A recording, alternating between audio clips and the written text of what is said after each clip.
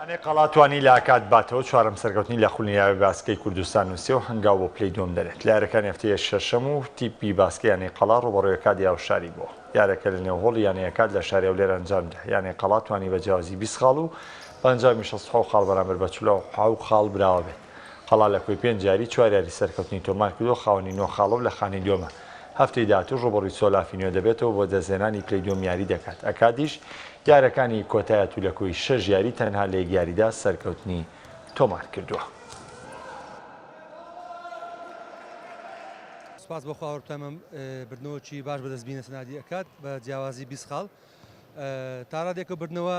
زۆر دەوری هەبوو بۆ تیبەکەی ئێمە